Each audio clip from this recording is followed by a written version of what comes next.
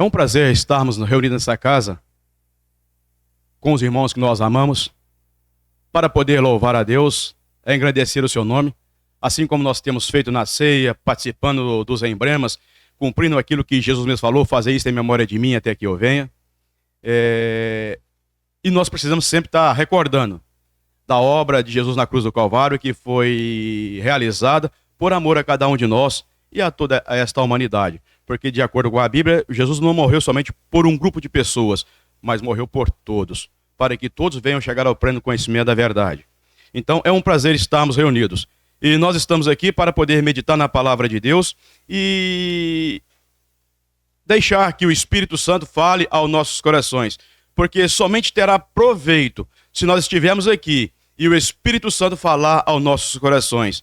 Porque precisamos de estar aqui e sair daqui edificados pela palavra. E a única pessoa que pode nos edificar é o Espírito Santo, porque é Ele que fala aos nossos corações, Ele é que fala ao coração do homem, fazendo com que o homem entenda os planos e o propósito de Deus. E a Bíblia mesmo fala que o homem natural, ele não consegue compreender as coisas de Deus, mas somente o homem espiritual. Porque todos nós precisamos do Espírito para entender aquilo que vem de Deus. Então, nesta manhã, abra a sua mente, abra o seu coração e deixe que o Senhor fale ao seu coração, para que nós sejamos moldados, que nós sejamos ensinados por Deus para poder viver segundo a vontade do Senhor. Porque a vontade de Deus é esta, é que nós andemos de acordo com a sua santa vontade. E que realmente possamos sair daqui edificados pela palavra de Deus. E é um prazer, como eu já disse, e torno a dizer mais uma vez, estarmos aqui. Ontem fiquei triste quando eu recebi a notícia do nosso irmão Enio, que partiu para o Senhor. É uma perca para a família e é um grande amigo que nós perdemos, mas, por outro lado, nós ficamos alegres por saber que ele está com o Senhor. Porque a morte para o crente não é uma morte, mas é um passar desta vida para a glória.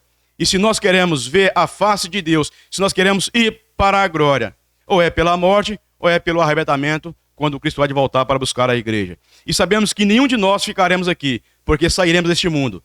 Porque viemos, temos certeza disso, mas também temos certeza que sairemos um dia, ou pela morte, ou pela volta de Jesus Cristo quando ele vier em nuvens para buscar a sua igreja. E então estaremos com o Senhor para todo sempre. E sabemos que um dia nós estaremos todos reunidos, todos aqueles que creem em Jesus Cristo, estaremos reunidos no céu, longe da imperfeição, longe deste corpo pecaminoso, para sempre louvar e adorar a Deus. E a Bíblia fala que lá não há tristeza, lá não há pecado, lá não há choro, mas lá só há alegria, porque estaremos para todo sempre na presença do Senhor, para a finalidade que Deus criou o homem, porque o homem foi criado para louvor de sua glória. E graças a Deus por ter esta esperança e esta convicção que breve há de chegar este dia que nós estaremos com o Senhor em glória. Bem, irmãos, antes de nós entrarmos no assunto, como é a escola bíblica dominical, e a intenção da escola bíblica dominical é aprender da palavra. Vamos aqui puxar rapidamente a nossa memória dentro da palavra de Deus e vamos analisar. Por que nós encontramos dentro da Bíblia Sagrada, iniciando o Novo Testamento, 4 evangelistas? Mateus, Marcos, Lucas, João. Por que 4 homens escreveram mais ou menos as mesmas coisas? Isso não foi por acaso. Propósito de Deus. Uma é a propósito de Deus.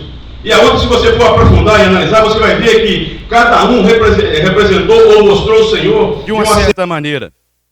Mateus, quando inicia escrevendo, ele vai relatar e dizer Jesus, rei. Marcos, quando vai escrever, ele vai relatar Jesus como servo de Deus. Lucas, quando vai escrever e relatar, ele vai mostrar Jesus como filho do homem. E João, quando vai escrever e relatar, ele vai mostrar Jesus como o Filho de Deus. Então, embora eles escreveram a mesma coisa, mas cada um mostrou Jesus de uma certa maneira. Porque, de fato, Jesus, ele é rei. Jesus é o servo perfeito. Jesus é o Filho do homem. E Jesus é o Filho de Deus. Isso é importante nós entendermos e sabermos que isso não foi por um acaso. Porque Deus ele não faz nada por acaso, mas Deus tem tudo calculado. Deus faz tudo exatamente conforme a sua vontade. Deus é perfeito e Deus não faz nada imperfeito. Embora nós vemos lá em Gênesis, vai falar que a criação do homem, ela foi perfeita. O homem se tornou imperfeito devido ao pecado, mas o homem foi criado perfeito por Deus, porque Deus é perfeito. Então isso é interessante nós olharmos e refletirmos. E agora puxando para a nossa lição, da qual foi lida aqui, mas antes de entrarmos nessa lição de hoje, gostaria de ver alguns pontos que estão em alguns capítulos para trás. Porque quando nós olhamos no capítulo 12 de João, quando João vai relatar a respeito da caminhada do Senhor Jesus Cristo aqui nesta terra, e estava chegando ao final da sua caminhada, porque Jesus estava chegando ao final do seu ministério. E aqui, João, em capítulo 12, a partir do versículo 12, João vai narrar Jesus entrando em Jerusalém para não mais sair, mas para ali cumprir aquilo que estava determinado na palavra de Deus, que ele iria ser morto. E ele anteriormente já tinha falado aos seus discípulos: olha, nós vamos para Jerusalém, e lá o Filho do Homem vai ser entregue na mão dos pecadores. O Senhor já tinha falado isso. Então agora João vai começar a narrar, dizer que Jesus vai entrar em Jerusalém, e é dado um título aqui, a entrada triunfal de Jesus em Jerusalém. Porque ali ele vai entrar para morrer pelos nossos pecados, para pagar o preço da nossa redenção. E João então narra a entrada de Jesus em Jerusalém. E ele vai então comentando, falando, e quando chega no capítulo 13, vai narrar de uma lição que já foi também estudada sobre ela. Jesus lava os pés dos discípulos. Jesus estava prestes a passar pela morte na cruz. Estava chegando o momento de ele sair e voltar para o Pai. E ele então agora vai começar a ensinar os seus discípulos mais profundamente, porque ele sabia que os seus discípulos precisavam de estar em unidade, em amor uns com os outros, para poder viver de acordo com a vontade de Deus, para poder levar o evangelho às pessoas. E então o Senhor, no capítulo 13 de João, vai mostrar aqui uma lição extraordinária. Embora alguns levem este texto para outro aspecto, dizendo que tem que se colocar uma bacia e lavar os pés uns dos outros. Mas o texto não está falando isso aqui. Está falando de humildade. O Senhor está mostrando aqui que tem que ter humildade entre nós. E ele vai mostrar aqui, através deste ato, quando ele pega e vai lavar os pés dos discípulos, porque depois ele fala: olha, vocês dizem que eu sou o Senhor, e bem fala porque eu sou, e eu sendo o Senhor lavei o pé de vocês, fazei também assim vocês um com os outros. Humildade.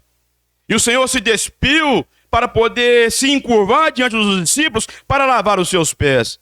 Humildade. E o Senhor então mostra isso para eles. E chega ao ponto em que Pedro tinha falado: Senhor, o Senhor não vai lavar os meus pés. E Jesus fala: olha, se eu não te lavar os seus pés, você não tem parte comigo. E Pedro falou: não, Senhor, então não lava só os pés, lava também a cabeça, todo o corpo. Mas o Senhor fala: não, vocês não precisam, vocês já estão limpos. Mas Pedro então deixou o Senhor lavar os seus pés. E Pedro mais tarde ele aprendeu a humildade. E isso é interessante, isso é importante, porque nós precisamos, irmãos, de viver em unidade, em amor com o Senhor e uns para com os outros. E o Senhor então vai ensinar isto, a humildade para com os seus discípulos, porque sabia que eles precisariam para continuar a caminhada neste mundo, para poder pregar o evangelho. E nós sabemos que eles aprenderam e que eles realmente viveram de acordo com a vontade do Senhor. E uma outra questão, quando nós chegamos no capítulo 14 de João, que é referente à lição de domingo passado,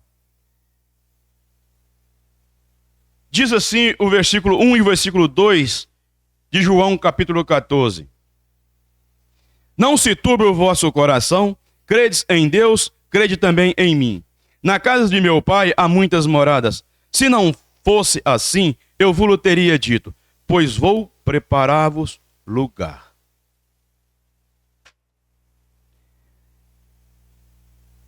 Este capítulo 14, versículo 2, eu tenho visto muita confusão aqui. E pessoas dizendo, pessoas afirmando que Jesus está lá no céu, preparando um lugar para nós. E começam a afirmar, de acordo com o que está falando neste versículo aqui, que Jesus está no céu, preparando um lugarzinho para nós. E começam a trazer algumas ilustrações que não tem nada a ver com a Bíblia. Dizendo que há uma casa inferior, há uma casa melhor. Nada disso. O céu não tem isso. O céu não é igual aqui na terra. O céu é totalmente diferente. Agora, o que o Senhor fala aqui, porque ele começa a dizer, na casa de meu pai há muitas moradas. Então o Senhor já fala, olha, há muitas moradas lá no céu, na casa de meu pai. Se não fosse assim, eu vos teria dito, pois vou preparar-vos lugar. Quando ele fecha aqui, pois vou preparar-vos lugar, o Senhor não está dizendo que ele iria chegar no céu e preparar um lugar, mas ele precisava ir até a cruz para preparar para nós o caminho, a entrada para o céu. Porque se Jesus não fosse até a cruz do Calvário, não teria lugar para nós no céu. Não teria acesso para nós a Deus. Então, esta frase aqui, pois vou preparar-vos lugar, ele está referindo, olha, eu tenho que ir, eu tenho que passar pela morte na cruz, porque se eu não passar pela morte na cruz, ninguém pode ir ao Pai. Então isso aqui não tem nada a ver com o que muitos dizem, dizendo que Deus está lá no céu. Perdão, que Jesus está lá no céu preparando o lugar. E tem alguns que ainda pegam e falam, olha, a minha casa no céu, ela vai ser de acordo com aquilo que eu mando para o céu. Não tem nada disso. A minha ida para o céu não depende disso. Porque a minha ida para o céu, ela depende, ou dependeu do sacrifício de Jesus na cruz do Calvário. Isso é muito sério, porque Jesus, ele diz aqui, na casa de meu pai há. Então, o que há não precisa ser feito, porque já há muitas moradas. E ele fala que se não fosse assim, eu já vos teria dito. Mas ele vai, então, como? Ele vai, por meio da morte na cruz, preparar para nós o acesso a Deus. Porque sabemos que todos nós só temos acesso a Deus mediante a pessoa do Senhor Jesus Cristo. Porque ninguém pode chegar a Deus se não for por meio da pessoa do Senhor Jesus Cristo. E nessa conversa, ele vai concluindo aqui dizendo, no versículo 6 do capítulo 14. Disse-lhe Jesus, eu sou o caminho e a verdade e a vida. Ninguém vem ao Pai senão por mim. Então ele dá essa conclusão afirmando, olha, ninguém chega a Deus se não for por mim. Ele é o único meio do qual o homem pode chegar a Deus. Boas obras não levam o homem a Deus. Religião não leva o homem a Deus. Nada pode levar o homem a Deus se não for por meio do Senhor Jesus Cristo. Infelizmente tem pessoas que querem chegar a Deus por meio das boas obras, por meio da igreja, da religião. E nós sabemos que a religião ela não pode salvar ninguém. Porque a religião ela apenas aponta, ela apenas mostra quem pode levar o homem a Deus. E somente Jesus pode transformar e salvar. O homem ele pode ter uma religião, mas se ele não tiver Jesus, ele vai para o inferno. Ele vai para a perdição. Porque o homem não precisa em si de uma religião. O homem precisa de Jesus. E quando o homem tem Jesus, aí ele vai passar a buscar mais as coisas de cima do que as coisas de baixo. Isso é interessante nós analisarmos. E quando nós vamos descendo um pouco abaixo mais, neste mesmo capítulo 14, não vamos parar aqui, mas o Senhor fala, olha, eu vou e eu tenho que ir, e quando eu for, eu enviarei o Consolador, o Espírito Santo, e ele estará convosco todos os dias, até a consumação do século. E o Senhor fala, e se eu não for, ele não vai vir. Então o Senhor faz essa promessa: olha, eu vou, mas não vos deixarei órfãos, enviarei o Consolador, o Espírito Santo. E ele depois também promete que um dia ele há de voltar para buscar os seus. Isso é prazeroso para nós. Temos esta convicção e essa certeza que o Senhor há de voltar e nos levar para a glória. E o Senhor continua falando com os seus discípulos, dando as últimas instruções para que eles permanecessem no Senhor, para que eles confiassem no Senhor, para que eles andassem com o Senhor. E então chegamos agora no capítulo 15 de João, no texto do qual foi lido. E o Senhor vai começar a narrar no versículo 1: eu sou a videira verdadeira e meu pai é o lavrador. Aí entra no versículo 2: toda a vara em mim que não dá fruto, atira e limpa toda aquela que dá fruto, para que dê mais fruto. Outro ponto também em que eu tenho visto, há algumas pessoas que querem afirmar e querem dizer que o crente perde a salvação, e eles pegam por base esse versículo 12 do capítulo 15 de João, porque diz aqui que a vara que está em Cristo não dá fruto, o Senhor corta e lança fora. Mas isso é erro de interpretação, isso é falta de entendimento da palavra de Deus, e então leva isso para outro extremo. Porque a Bíblia, ela é a palavra de Deus, e a palavra de Deus, ela é perfeita, e nós precisamos de pegar Gênesis a Apocalipse e entender ela ao todo, porque a Bíblia explica ela mesma. Às vezes você pega um versículo e cria uma confusão se você não começar a aprofundar e analisar mais nas Escrituras. Há pouco tempo um certo irmão falou o seguinte, dizendo que não existe esse negócio de pegar versículo isolado, mas existe sim. Tem pessoas que pegam versículos isolados nas Escrituras e começam a levar para outro extremo, para outro lado, não da maneira em que está anunciando a palavra de Deus. Isso é muito perigoso. E eu já vi e vejo pessoas que estão dizendo que o crente perde a salvação porque Jesus falou que se não der fruto ele corta. Mas cuidado, não é isso que o Senhor está falando aqui. Porque a salvação, ela não depende de nós. A salvação, ela dependeu de Jesus Cristo, da sua morte na cruz do Calvário. O que depende de nós é a santificação. Porque a santificação, ela não é um ato, mas é um processo diário que eu preciso de fazer, de praticar para estar mais perto de Deus. A salvação é um ato que dependeu de Jesus Cristo. Eu preciso agora crer, aceitar Jesus para ser salvo. E uma vez salvo, ninguém perde a salvação. Eu vejo pessoas dizendo, eu já fui um crente. Peraí, não tem esse negócio. Se você já foi um verdadeiro crente, você pode até estar desviado, mas você nunca deixa de ser. Porque um filho, o filho é para sempre. Não deixa de ser. E nós precisamos de entender isso. Uma vez salvo, salvos para sempre. E o Senhor Jesus Cristo, ele deu várias afirmações, e uma delas é dizendo que ninguém arrebata de minhas mãos. Ninguém tira. É garantia, é convicção. E o Senhor, por várias vezes, vai falar isso nas Escrituras, que Ele dá e Ele não toma. Agora, uma coisa é que nós perdemos, e isso precisamos ter ciência, não é a salvação, mas é a comunhão com Deus. A comunhão com Deus nós podemos perder. A Bíblia nos ensina isso. Por quê? Porque o que nos separa de Deus, o que nos interrompe a nossa comunhão com Deus, é o quê? Quem? É o pecado. A Bíblia fala sobre isso. O pecado separa o homem de Deus. Porque Deus ama o homem, mas não ama o... Deus ama o homem, o pecador, mas não ama o pecado. Então, precisamos entender, salvação não perdemos, mas a comunhão com Deus podemos perder. E isso é muito sério, porque existem muitos cristãos, muitos crentes no Senhor Jesus Cristo, que têm a sua vida toda bagunçada, são salvos, vão um dia para o céu, mas não têm vida com Deus, não têm comunhão com Deus. Aí vai entrar aquilo que a Bíblia fala, que vai chegar aquele dia, lá no tribunal de Cristo, para o acerto de conta, e não vai ter nada para receber concernente ao galardão.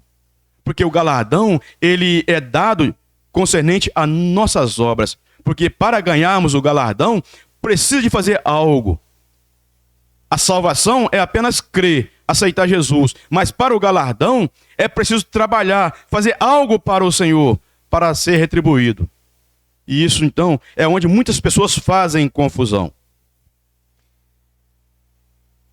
E olhando para essa fala de Jesus, quando ele fala, eu sou a videira verdadeira e meu pai é o lavrador. Isaac, faz favor para nós. Leia Isaías capítulo 5, versículo 1 ao versículo 7. Agora cantarei ao meu amado o cântico do meu querido, a respeito da sua vinha. O meu amado tem uma vinha em um outeiro fértil, e a cercou e a limpou das pedras, e a plantou de excelentes vides, e edificou no meio dela uma torre, e também construiu nela um lagar, e esperava que desse uvas boas, mas deu uvas bravas. Agora, pois, ó moradores de Jerusalém e homens de Judá, julgai-vos, peço, entre mim e a minha vinha. Que mais se podia fazer a minha vinha que eu lhe não tenha feito? E como, esperando eu que desse uvas boas, veio a produzir uvas bravas? Agora, pois, vos farei saber o que eu hei de fazer a minha vinha. Tirarei a sua sebe para que sirva de pasto. Derribarei a sua parede para que seja pisada. Até o 5? Até o 7. Até o 7. E a tornarei em deserto, não será podada nem cavada, mas crescerão nela sarças e espinheiros, e às nuvens darei ordem que não derramem chuva sobre ela. Porque a vinha do Senhor dos Exércitos é a casa de Israel, e os homens de Judá são a planta das suas delícias. E esperou que exercessem juízo. E eis aqui opressão, justiça, e eis aqui clamor. Obrigado. Nós conhecemos a história, nós sabemos que Deus vinha falando com o ser humano desde Adão. E Deus vem falando com o homem, chamando o homem para que o homem andasse em sua companhia. E quando nós olhamos para Gênesis, nós vamos ver que lá, quando Adão estava no Éden, não era Adão que buscava a Deus, é Deus que buscava estar com o homem. Porque diz lá o texto que Deus descia para, ao virar da tarde ou ao virar do dia, para falar com o homem. Então Deus buscava a presença do homem. Então quando vai entrar no período da consciência, Deus já não vai mais buscar o homem, mas o homem que vai precisar buscar a Deus. Mas só que nós vemos que a Bíblia vai narrando e dizendo que o homem, em vez de aproximar-se de Deus, o homem foi distanciando de Deus. Conhecemos a história, está na Bíblia. De acordo que ia aumentando, ou os homens iam se multiplicando, o que multiplicava também? A maldade no coração do homem. O mal ia se alastrando. Aí chega ao ponto em que Deus fala, destruirei o homem que criei na face da terra. Sabemos a história. E vamos escorrer. Aí quando nós olhamos bem mais à frente, Deus olha para um homem chamado Abrão. E Deus então olha para este homem e fala, olha, sai da sua terra, da sua parentela, e vai para uma terra que eu te mostrarei. E este homem então, em obediência a Deus, ele sai para uma terra que ele não conhecia, para uma terra que ele não tinha visto, mas o Senhor ordena, ele vai. E o Senhor então vai fazer uma promessa mais à frente com este homem. E sabemos também a história, que através de Abraão, Isaac e Jacó, o que veio surgir? Qual é a nação que surgiu? O povo de Israel. E nós sabemos que Israel foi dado por Deus, porque quando Deus muda o nome de Jacó, mudou para quê? Israel. Então, levou-se então o nome da sua descendência, da sua nação, Israel, nome trocado por Deus a Jacó. E esta nação, quando Deus chamou Abraão, qual era a finalidade de Deus com Abraão? Era que Abraão vivesse a presença de Deus, é que Abraão se multiplicasse e tivesse uma descendência que buscasse a Deus. E o Senhor então vai chegar a um ponto de mais à frente dizer: eu sou o vosso Deus e vocês é o meu povo. Então era, ou passou a ser daí para frente, um povo diferenciado na terra.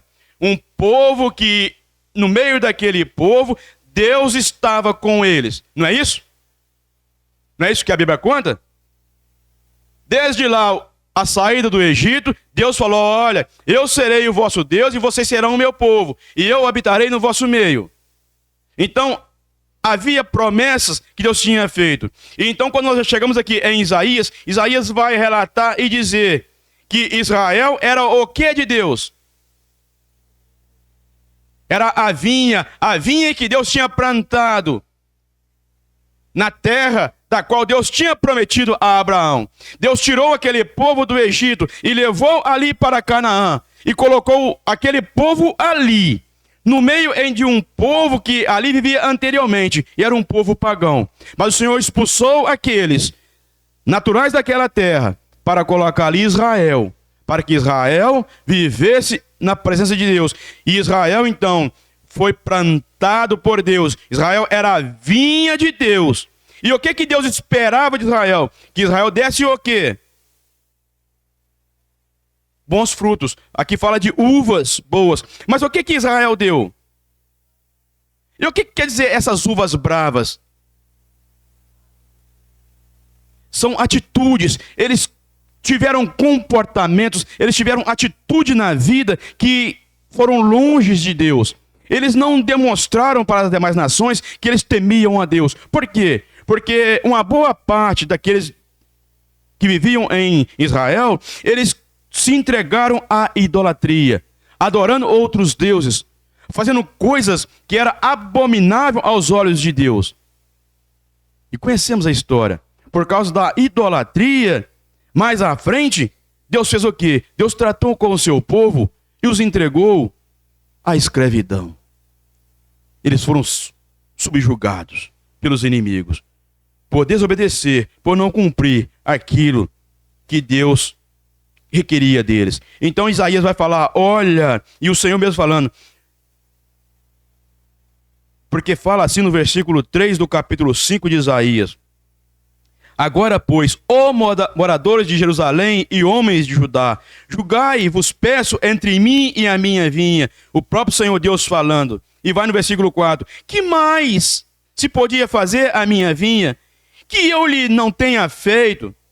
E como, esperando eu que desse uvas boas, veio a produzir uvas bravas? Então o Senhor vai dizer: olha, tenho feito tudo por vocês, eu tirei vocês do Egito, eu conduzi vocês com mão poderosa pelo deserto, eu os fiz entrar em Canaã, na terra prometida, eu os abençoei, eu os livrei dos inimigos, eu dei a chuva, eu dei o sol, eu abençoei a terra para produzir. O que mais vocês querem? Porque vocês não deram o fruto do qual eu precisava, ou eu requeria de vocês, mas desviaram do Senhor. Irmãos, se nós pegarmos esta parte aqui e formos aplicar esta parte aqui com a igreja do Senhor Jesus Cristo, será que tem algo a ver com a igreja do Senhor? Tem. Por que tem? Nós temos esperança de ir para o céu. Nós temos essa garantia por meio da pessoa do Senhor Jesus Cristo. Aquele que veio, foi humilhado, desprezado, foi até a cruz do Calvário e pagou por cada um de nós. Mas eu vejo pessoas dizendo, e isso é um grande perigo: não, o que importa é o coração e importa é eu saber que vou para o céu. Agora, tudo tranquilo, eu posso fazer o que eu quero, eu posso viver da maneira que eu quero. Não é isso que a Bíblia ensina, não. Não é isso que a Bíblia ensina. Porque no momento em que eu tive um encontro com o Senhor Jesus Cristo, e eu aceitei Ele como meu único e eterno Salvador, eu marquei ali um compromisso com o Senhor. Agora o Senhor requer de mim o quê?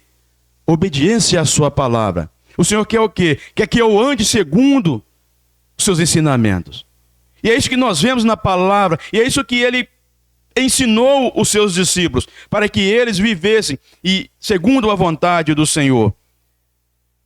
E vemos que, assim como Israel falhou diante de Deus, muitas vezes nós, a igreja do Senhor, falha diante do Senhor Jesus Cristo. Falamos que somos crente, carregamos a Bíblia, lemos, mas muitas vezes a nossa vida não está condizendo com aquilo que eu falo. Isso é muito sério.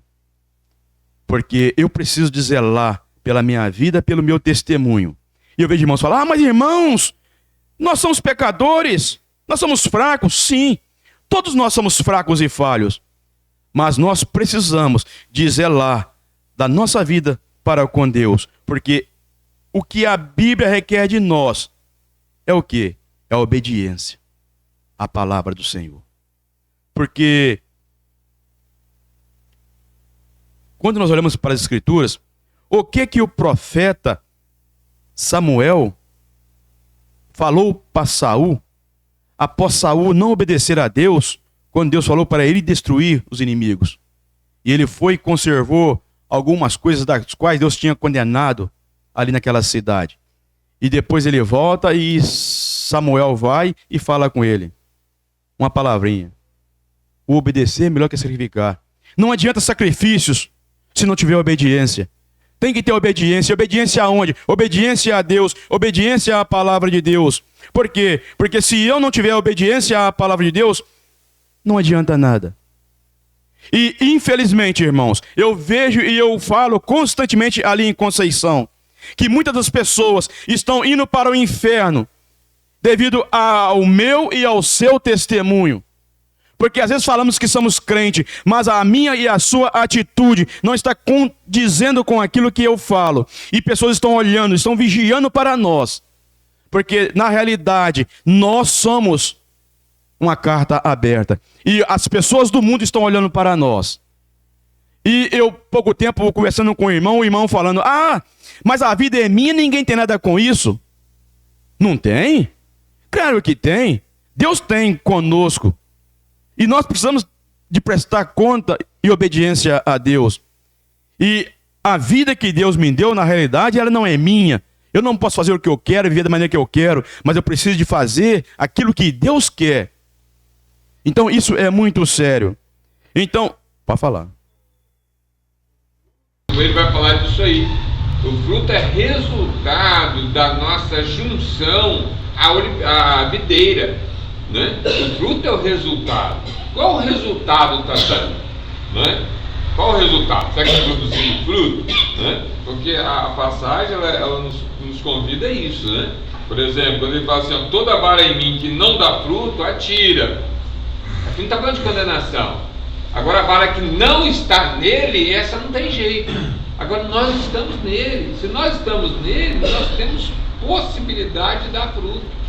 Não é? Nós podemos não produzir fruto, mas nós temos possibilidade. Fruto é resultado da nossa entendimento da onde nós estamos enxertados. Tá vendo? Então nós temos que, então o resultado é fruto. Que fruto nós estamos produzindo? O fruto que estamos produzindo está trazendo alguma coisa para alguém? Né? É interessante que o fruto, qual a finalidade do fruto? É alimentar o outro.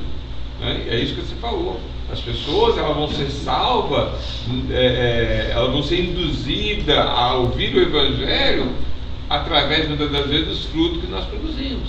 Se a gente produz frutos bons, pessoas vai ser atraídas. Se nós produzimos frutos ruins, pessoas vai ser distanciadas. Entendeu? Do Evangelho. Então, isso é lógica. E isso é muito sério. Eu fui lá em Isaías. É para nós entendermos João 15, a partir do versículo 1. Porque precisamos de diferenciar.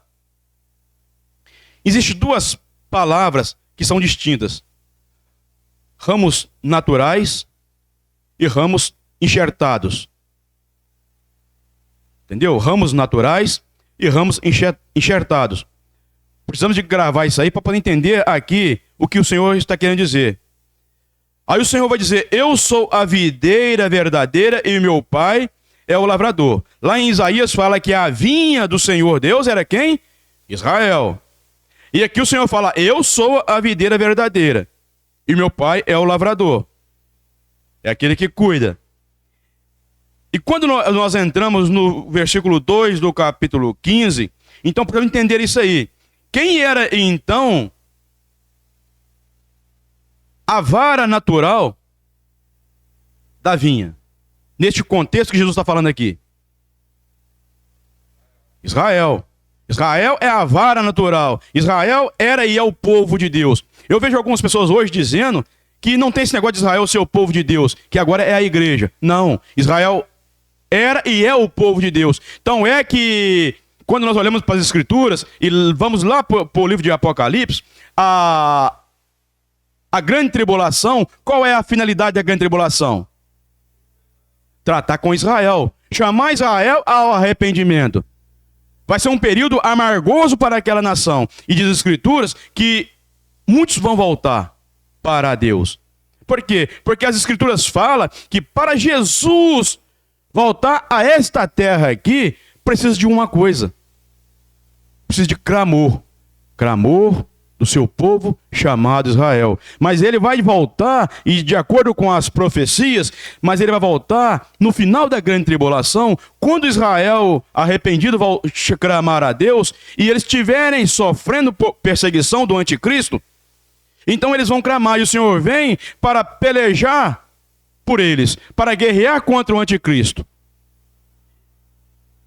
É o que nós vemos nas Escrituras. Por quê? Porque Israel, por um tempo, foi deixado de lado. Mas Deus não esqueceu do seu povo. Deus hoje está tratando com a igreja no período da graça. Mas esse período vai fechar as portas, vai encerrar. E vai vir, após a saída da igreja, a grande tribulação. Então nós vemos que isto é importante nós entendemos. E Israel, então, ele é o ramo natural na videira. Nós, a igreja, ela foi enxertada. Nós não somos naturais, nós somos enxertados, porque nós somos gentios. Nós não somos filhos, ou nós não temos herança nas promessas que o Senhor fez a Abraão. Terrena não. Mas quando nós cremos em Jesus Cristo, nós passamos a ter direito à bênção celestial por meio de Jesus Cristo. E não é isso que um versículo da Bíblia fala? Veio para quem? Para os seus. Quem é os seus? Israel. Mas os seus o quê? Não receberam. Mas a todos quantos? Deus poder ser o quê? Então, esse negócio de falar que todo mundo é filho de Deus cai por terra. Porque nós somos criaturas, criados por Deus. Só passamos a ser filhos de Deus no momento em que nós cremos em Jesus Cristo como nosso único e eterno Salvador. Nós então somos enxertados na videira. Então o Senhor Jesus agora vai falar: eu sou a videira e meu pai é o lavrador. O Senhor não vai falar mais que Israel era a videira, porque Israel falhou. Israel não cumpriu aquilo que Deus requereu deles. E o Senhor Jesus então fala: eu sou a videira. Por quê? Porque o Senhor vem, ele toma a forma humana, ele cumpre tudo que estava ordenado pelo Pai. E vai dizer lá em Filipenses que ele foi obediente até a morte e morte de cruz. Paulo vai falar muito bem disso lá em Romanos capítulo 11, quando ele nos chama e diz assim: se algum dos ramos foram quebrados, e tu, nós como igreja, sendo zambujeiro, foste enxertado no lugar deles, feito participante da raiz da seiva da oliveira. Aqui ele já fala da questão da oliveira e ele fala da enxertia. Nós éramos como jambuzeiros. Jambuzeiro era tipo uma oliveira, mas que não produzia oliva. Era uma semelhança. Então ele nos chama de zambuzeiro e nós somos enxertados, né, nessa oliveira que é aí ele falando aqui: se os ramos enxertados produzem, os naturais produzem muito mais, né? Ele vai falar isso aqui em Romanos capítulo 11, falando essa questão das promessas de Israel que não cessou. Ela só foi tirada, por um momento, e ela vai ser voltada novamente a tratar o que ele fala aqui, que o Israel é a parte natural da oliveira, que ele usa outra árvore, né? Então, o ramo natural, ele produz uma facilidade muito grande, e nós sendo zambujeiros fomos enxertados na raiz que é o Senhor Jesus Cristo. Isso é muito importante.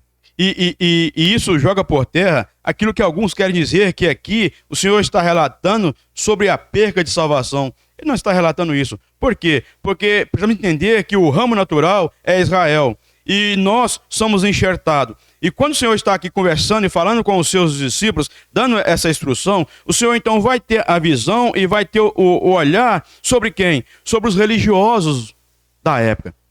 Homens religiosos que tinham uma religião, que diziam estar e temer a Deus, mas não aceitaram Jesus Cristo. O sumo sacerdote entregou Jesus a Pilatos. O sumo sacerdote induziu a multidão a clamar o quê? Crucificam, crucificam, crucificam. Então, religiosos, eles diziam estar com Deus, mas não estavam ligados em Jesus Cristo. E o Senhor fala, esses são tirados. E esses não estão em Jesus, não estão ligados com Jesus. Eles estão com a religião. Eles estão aparentemente com Deus. E há uma outra passagem que diz, Jesus falando com os religiosos, olha, vocês estão à porta do céu, mas vocês não entram e nem deixam ninguém entrar. Quer dizer, estão à porta, mas não acaba de entrar e interrompe a entrada. E é isso que às vezes a religião faz. Ela impede o homem de chegar a Deus. E é isso que nós vemos nos nossos dias. Quantas religiões. E às vezes fala cada coisa, começa a anunciar cada coisa que não está na Bíblia. Isso é triste.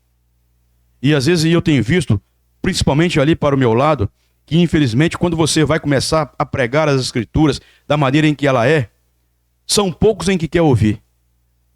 Mas quando você começa a querer enrolar algumas palavras e a falar aquilo que o homem quer ouvir, há muitas pessoas que querem ouvir. Eu não sei, mas parece que o ser humano ele tem prazer, ele tem uma grande facilidade de caminhar para o que não presta e de seguir aquilo que não provém de Deus. É natural de nós, natural da nossa carne. Então o Senhor está dizendo, olha, aquele que não está ligado em mim, porque se não der fruto, é sinal que não está ligado. Então este é cortado e lançado fora. Por quê? Porque não está em Jesus. Aí quando nós chegamos aqui no versículo 3, no versículo 4, vai falar, vós já estáis limpos pela palavra que vos tenho falado. Então Jesus fala, olha, vocês já estão limpos pela palavra que eu vos tenho falado. Estai em mim e eu em vós. Como a vara de si mesmo não pode dar fruto, se não estiver na videira. Assim também vós, se não estiverdes em mim. Então o Senhor vai falar aqui, que aquele que está nele, ligado, tem que dar fruto. Por quê? Porque não tem como eu estar ligado em um tronco e não dar nenhum fruto. E aqui o Senhor fala que o que é o fruto? E quando nós olhamos lá para Gálatas, o que Gálatas lá vai anunciar e falar? Que há duas naturezas, não é isso? A da carne e a do espírito. E lá vai falar de obras. Há obras da carne e há obras do espírito. A obra da carne, ela é natural nossa. Já nascemos com essas atitudes. E nascemos, nós crescemos e vivemos com essa inclinação para as coisas dessa vida. Mas lá vai falar da obra do espírito. E isso é algo que provém de Deus e que nós precisamos de estar a cada dia deixando fluir em nós este fruto para mostrar e declarar que de fato estamos ligados em Jesus Cristo. Agora, uma coisa que também nós vemos aqui é que Jesus vai falar duas palavras em todo este contexto interessante: em estar e permanecer. Eu estar em Cristo e eu permanecer. Eu preciso de estar em Cristo para produzir fruto. Mas eu preciso também de permanecer em Cristo.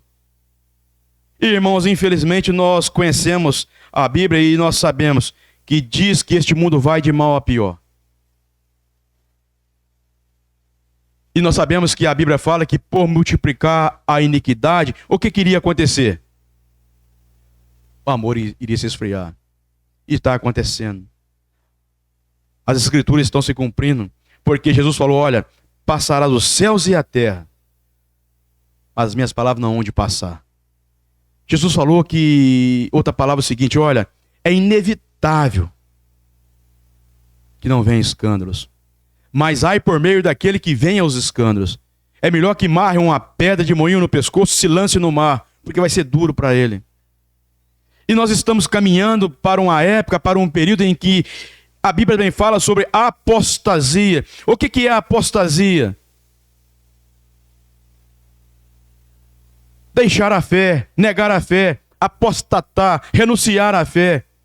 Então nós vemos que aquele que está lá no mundo, ele não tem como ele ser uma apostasia, um apóstata, entrar na apostasia. Então nós vemos que a apostasia, ela sai da onde? De dentro da igreja. Porque é um de nós, crentes, é esses que pode se tornar um apóstata.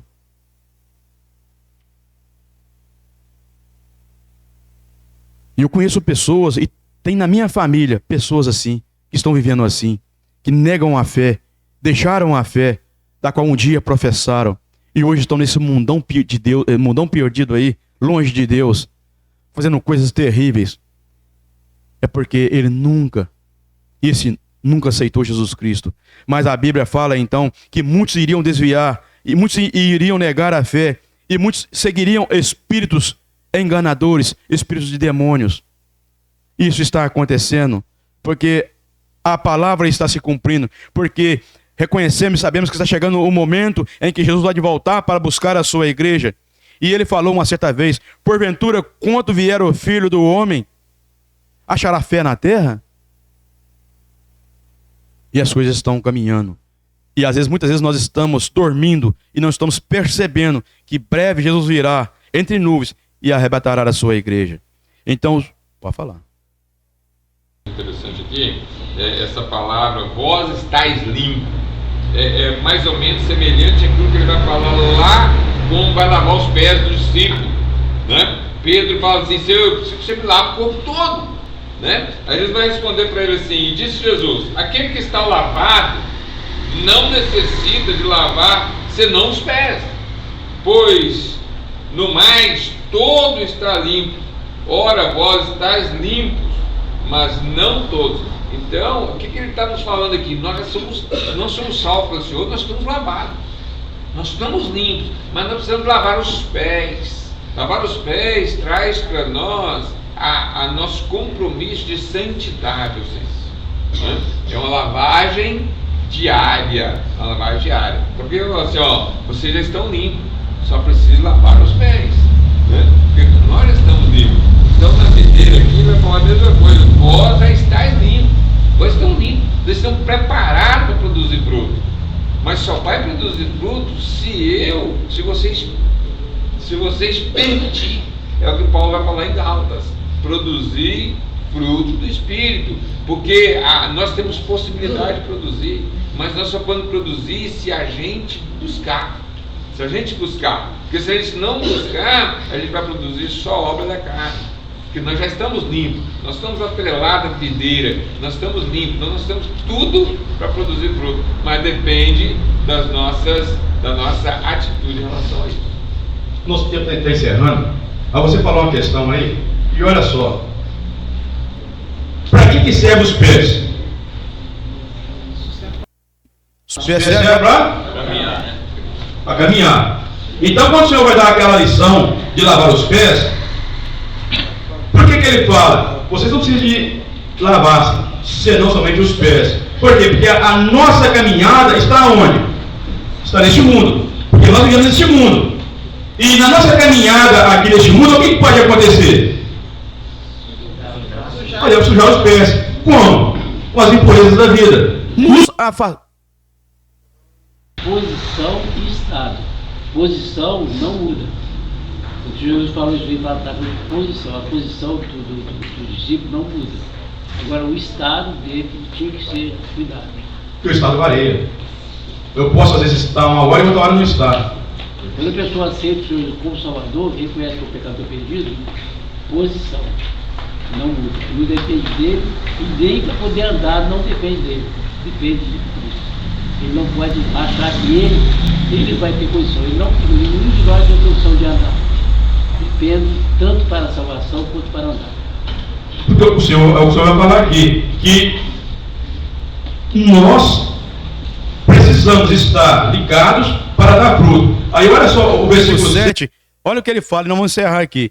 Se vós estiverdes em mim, e as minhas palavras estiverem em vós, pedireis tudo o que quiserdes, e vos será feito. Então aqui o Senhor fala: se vós estiverdes em mim, e as minhas palavras estiverdes em vós. Então há uma necessidade de eu estar ligado no Senhor. Por quê? Porque a comunhão com Deus, embora eu dependa de Deus, mas a comunhão com Deus, ela depende de mim. Porque se eu não quero estar em comunhão com Deus, Deus não vai obrigar. Porque se a gente for olhar todo o contexto da Bíblia, Deus nunca obrigou o homem a nada.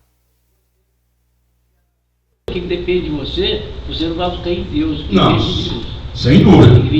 Eu tenho que reconhecer que eu preciso buscar a Deus, que eu dependo Nós dele. somos dependentes dele. Isso. Mas se eu não buscar, é igual, por exemplo, a morte de Jesus. Cristo, ela não dependeu de mim. Dependeu de Deus enviar Jesus para morrer na cruz. Jesus veio e morreu na cruz. Agora, para eu ser salvo, embora Jesus morreu, preciso do homem que crer. Porque se o homem não crê, não tem salvação. Mostrar que você é um pecador. Isso. Mas olha só, e muitas vezes a pessoa está sendo orientada, está sendo tocada pelo Espírito, mas o homem Mantém-se endurecido o coração, porque não quer abrir o seu coração para Deus. Por quê? Porque se a gente for olhar todo o contexto da Bíblia, o homem tem liberdade de escolher se ele quer ou não quer. Quando a gente olha para Caim, e vamos fechar, Caim, quando decidiu desviar-se da presença de Deus, não foi porque Deus quis. Deus deu oportunidade a ele dele arrepender-se. Então é que quando Deus vem e pergunta a Caim: Caim, onde está o teu irmão Abel? O Senhor sabia de tudo. O Senhor sabia o que tinha acontecido, mas o Senhor queria ouvir de Caim o que Caim iria falar. Por quê? Porque Deus queria ver a verdade de Caim, assim como viu a verdade de Adão anteriormente. Mas Caim não mostrou a verdade. E Caim ainda foi arrogante, ignorante com Deus, porque ele fala: acaso sou eu tutor de meu irmão? Será de meu irmão, rapaz? Olha só, Caim falando com Deus. Mas conhecemos a história, e Caim então depois forma uma descendência longe de Deus. Então por quê? Porque Deus, ele não criou robô. Deus criou homens, mulheres, com liberdade de escolher. Então isso é muito profundo, porque nós dependemos de Deus em tudo. Porque sem Deus não somos nada. Mas nós precisamos buscar a Deus, porque diz a Bíblia que Deus faz aquilo que é da parte dele, mas aquilo que é da minha parte, eu devo fazer, que é buscar. Por isso que nós olhamos para o Velho Testamento, o que lá fala no Velho Testamento concernente ao povo de Israel? Deus falando: se o meu povo, que se chama pelo meu nome, se humilhar, se arrepender e orar e me buscar, eu dos altos céus o ouvirei. Então Deus estava aguardando lá, esperando o seu povo clamar, chamá-lo e pedindo clamor pelo arrependimento. Então isso é muito interessante. Então eu vejo, e eu falo com sinceridade e com tristeza, eu vejo pessoas, até minha mãe mesmo é uma dessas. Minha mãe está com 84 anos, mas difícil. Porque ela fala que crê em Deus, fala que crê em Jesus Cristo, mas fala que crê no pau, crê na pedra, crê em tudo que há. Então é difícil, porque a pessoa está com a mente confusa. E ela fala em certas questões, que ela fala que se Deus achar que ela merece, ela vai ganhar um lugarzinho no céu. Quem é que merece lugar no céu? A Bíblia fala que todos nós merecemos o inferno. Ninguém buscava a Deus, então ninguém merece o céu. É outra questão. Quem é digno aqui de estar diante de Deus? Nenhum de nós somos dignos. Mas o que nos faz digno para estar diante de Deus? O sangue de Jesus Cristo. Porque nós somos purificados pelo sangue de Cristo. Então assim temos essa possibilidade de estarmos diante de Deus. Então, irmãos, isso é muito sério. Porque é igual, por exemplo, por isso que eu falo e torno a dizer, e está na palavra: salvação dependeu de Jesus Cristo, mas santificação não depende de Deus, porque depende de nós. Porque se eu não quero andar com Deus, Deus não vai obrigar. Ele anuncia, ele fala, mas depende de mim, de eu querer, buscar e clamar. Então o Senhor fala, olha, se vocês buscarem, vocês vão achar. E o Senhor fala, buscai e achareis. Batei e abri-se-vos-á. Então precisa de atitude da nossa parte. Que Deus nos abençoe, que Deus nos ajude a ter cada dia mais o desejo e o prazer de servir a Deus. Amém.